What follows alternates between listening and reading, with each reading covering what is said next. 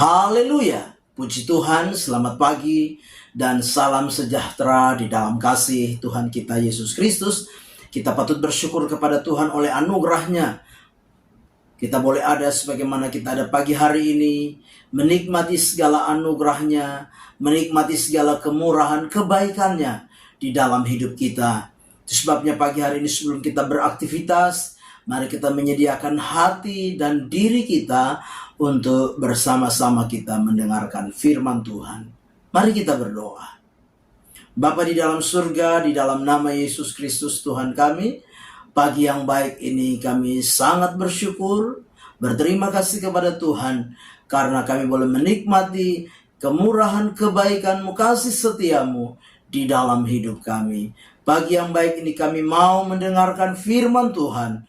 Engkau berkati kami semua ya Bapa. Kami naikkan syukur kami. Kami mau mendengarkan firman Tuhan dalam nama Tuhan kami Yesus Kristus. Kami berdoa. Haleluya. Amin. Puji Tuhan, pagi hari ini kita sama-sama akan belajar kebenaran firman Tuhan dengan sebuah tema berjuang dan menang. Sekali lagi, tema firman Tuhan berjuang dan menang. Mari kita memperhatikan firman Tuhan. Saya baca bagi kita di dalam Kejadian 32. Kejadian 32 ayat yang ke-28. Kejadian 32 ayat 28. Lalu kata orang itu, namamu tidak akan disebutkan lagi Yakub, tetapi Israel, sebab engkau telah bergumul melawan Allah dan manusia, dan engkau menang. Sekali lagi saya bacakan. Lalu kata orang itu, namamu tidak akan disebutkan lagi Yakub, tetapi Israel, sebab engkau telah bergumul melawan Allah dan manusia, dan engkau menang. Puji Tuhan. Bapak Ibu jemaat yang kekasih, saya percaya bahwa kita sama-sama tahu tentang kisah Yakub ini. Bagaimana ketika Yakub ingin bertemu dengan kakaknya Esau, Yakub ada di dalam sebuah pergumulan. Karena apa? Karena keadaan masa lalunya.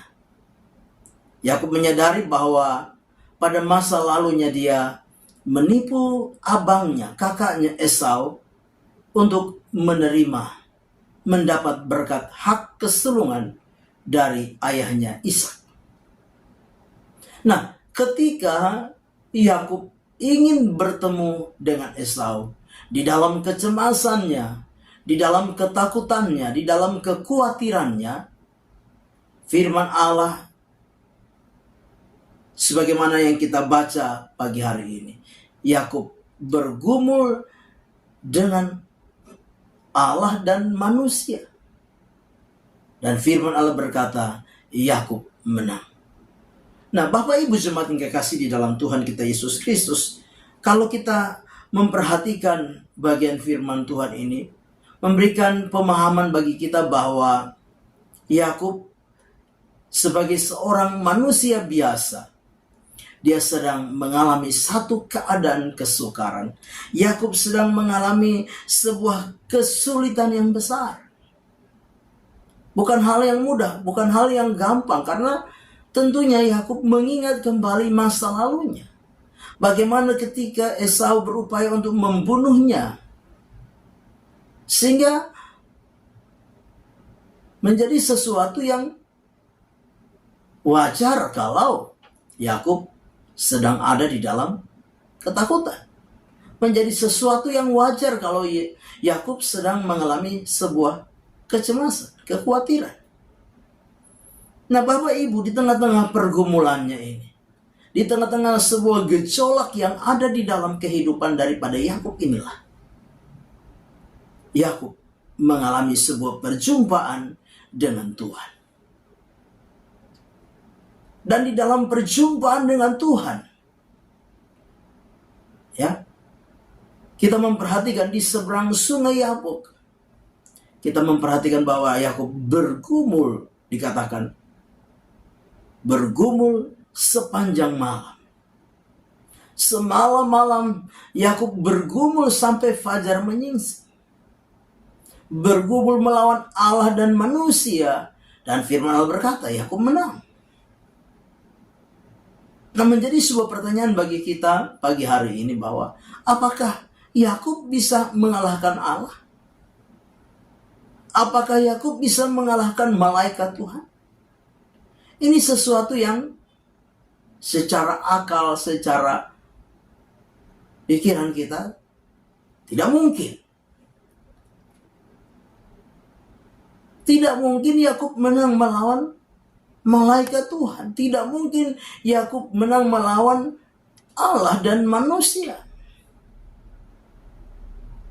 Nah, Bapak Ibu jemaat yang kekasih, di dalam pergumulan itu ada 3 hal yang Yakub dapat. Sekali lagi, di dalam pergumulan itu ada 3 hal yang Yakub dapat sebagai bagian dari apa? Kemenangan di tengah-tengah pergumulannya, perjuangannya. Dikatakan di dalam firman Tuhan, sebagaimana yang kita baca di dalam Kejadian 32 ayat yang ke-28 tadi. Yakub memperoleh nama baru. Dia tidak lagi dipanggil Yakub tetapi Israel. Karena dia sudah bergumul melawan Allah dan manusia dan ia menang. Yang kedua, pangkal pahanya terpelecok sehingga Yakub menjadi pincang, tidak dapat lagi berdiri dengan baik. Yang ketiga, Yakub diberikan kemenangan. Yakub menerima sebuah kemenangan. Dan sekali lagi saya mau katakan kepada kita pagi hari ini bahwa apakah Yakub itu menang melawan Allah dan manusia? Sedangkan firman Allah katakan, kakinya, pangkal pahanya terpelecok. Yakub menjadi pincang. Secara akal pikiran ini tidak mungkin Yakub menang. Tidak mungkin Yakub menang karena Yakub adalah seorang manusia biasa. Tetapi dalam pergumulannya, saya percaya bahwa kemenangan itu diberikan oleh Allah kepada Yakub. Tuhan sedang mengajar Yakub lewat pergumulan itu untuk apa? Untuk Yakub mengandalkan Tuhan. Sehingga kita melihat bahwa apa? Pangkal pahanya harus terpelecok. Yakub harus menjadi pincang. Dia tidak dapat berbuat apa-apa dalam keadaan yang pincang. Saya percaya bahwa ketika dia bertemu dengan Esau, dia pasti kalah. Tapi di dalam realita, di dalam kenyataan, ketika dia bertemu dengan Esau kakaknya, maka mereka bertangis-tangisan, mereka berpelukan, mereka menerima, saling menerima dalam damai. Tentunya itu karena kemenangan yang Tuhan berikan kepada Yakub. Tuhan sedang mengajar kepada Yakub bahwa dengan kekuatannya, dengan kemampuannya, dia tidak akan mampu menghadapi sebuah kesulitan. Dia tidak akan mampu menghadapi sebuah pergumulan di dalam hidupnya. Dia tidak akan mampu menghadapi sebuah kesukaran, kesulitan besar di dalam hidup ini dengan kekuatannya. Tapi hanya dengan kekuatan Tuhan, hanya dengan cara Tuhan, Tuhan mampu membawa Yakub bertemu dengan kakaknya Esau dalam satu keadaan yang luar biasa. Bapak Ibu jemaat yang kekasih di dalam Tuhan kita Yesus Kristus. Ternyata Alkitab memberikan sebuah jawaban bagi kita. Bagaimana sampai Yakub menerima kemenangan. Bagaimana sampai Yakub memperoleh kemenangan. Dan ternyata kemenangan itu diberikan oleh Tuhan kepada Yakub. Karena apa? Firman Tuhan di dalam Hosea pasal 12. Hosea pasal yang ke-12 ayat yang ke-5 dan ayat yang ke-6. Hosea 12 ayat 5 dan 6. Ia bergumul dengan malaikat dan menang. Ia menangis dan memohon belas kasihan kepadanya. Di Betel ia bertemu dengan dia, dan di sanalah dia berfirman kepadanya. Ayat 6, yakni Tuhan Allah semesta alam, Tuhan namanya. Bagaimana Yakub memperoleh kemenangan? Dengan jelas firman Allah berkata, ia menangis dan memohon belas kasihan kepadanya.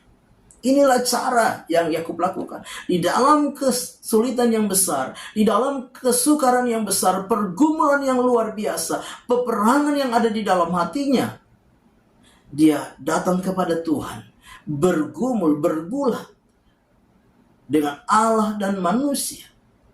Dan firman Allah dengan jelas berkata bahwa Yakub menangis dan memohon belas kasihan daripada apa? Daripada Tuhan.